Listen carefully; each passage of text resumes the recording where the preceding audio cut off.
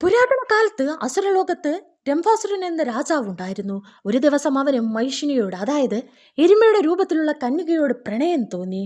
ആ സ്നേഹത്തിന്റെ ഫലമായി ജനിച്ച കുഞ്ഞ് മഹിഷാസുരൻ. മഹിഷാസുരൻ വിചിത്ര സ്വരൂപനായിരുന്നു. എരുമയുടെ തലയും മനുഷ്യന്റെ ശരീരവും. ചെറുപ്പം മുതൽ തന്നെ അവൻ അത്യന്തം ശക്തനും ദൃഢനുമായിരുന്നു. പക്ഷേ ശക്തിയോടൊപ്പം അവന്റെ മനസ്സിൽ വളർന്നത് അഹങ്കാരമായിരുന്നു. ഞാൻ ലോകത്തിലെ ഏറ്റവും ശക്തനാകണം, ആരാലും എന്നെ തോൽപ്പിക്കാനാകരുത്, അവൻ തീരുമാനിച്ചു. അവൻ ബ്രഹ്മാവിനെ പ്രാപിക്കാൻ കഠിന തപസ് തുടങ്ങി.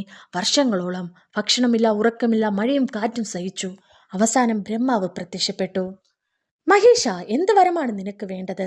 മഹിഷാസുരൻ പറഞ്ഞു, എനിക്ക് മരണമുണ്ടാകരുത്, ആരാലും എന്നെ കൊല്ലാൻ കഴിയരുത്. ബ്രഹ്മാവ് ചിരിച്ചുകൊണ്ട് പറഞ്ഞു, അത് സാധ്യമല്ല.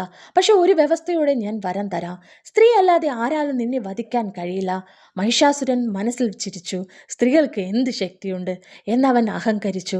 അവന് തോന്നി, ഇനി എന്നെ ആരാലും വധിക്കാൻ സാധിക്കില്ല. വരം ലഭിച്ച ഉടൻ മഹിഷാസുരൻ സ്വർഗത്തിലേക്ക് പടയെടുത്തു. ദേവന്മാരെ തോൽപ്പിച്ചു. ഇന്ദ്രനെ പുറത്താക്കി 3 ലോകവും തന്റെ കീഴിലാക്കി.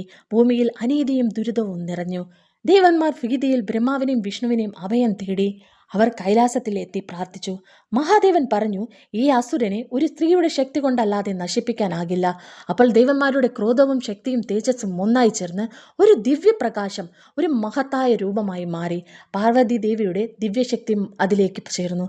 ആ പ്രകാശത്തിൽ നിന്ന് ഉയർന്നു വന്നത് ദുർഗാദേവിയായിരുന്നു. 10 കൈകളോടെ സിംഹവാഹനത്തിൽ ഇരിക്കുന്ന മനോഹരവും ഭയങ്കരവുമായ രൂപം. അവളുടെ കണ്ണുകളിൽ കരുണയും കഠിനതയും ഒരുമിച്ച് തെളിഞ്ഞു. ഓരോ ദേവനും അവൾക്ക് ആയുധങ്ങൾ നൽകി. ശിവൻ ത്രിശൂലം, വിഷ്ണു സുദർശന ചക്രം, ഇന്ദ്രൻ വജ്രായുധം, വരുണൻ പാശം, അഗ്നിശക്തി, വായു വില്ലും അമ്പും, കുബേരൻ ഗദ, യമൻ ദണ്ഡം. ദേവി സിംഹത്തിൽ കയറി യുദ്ധഭൂമിയിലേക്ക് പുറപ്പെട്ടു. മഹിഷാസുരന് എന്ത് സംഭവിച്ചു?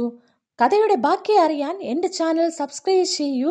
വീഡിയോ ഇഷ്ടമായാൽ ലൈക്ക് ചെയ്യൂ, കമൻറ്റ് ചെയ്യാൻ മറക്കണ്ട, ഷെയർ ചെയ്യുക.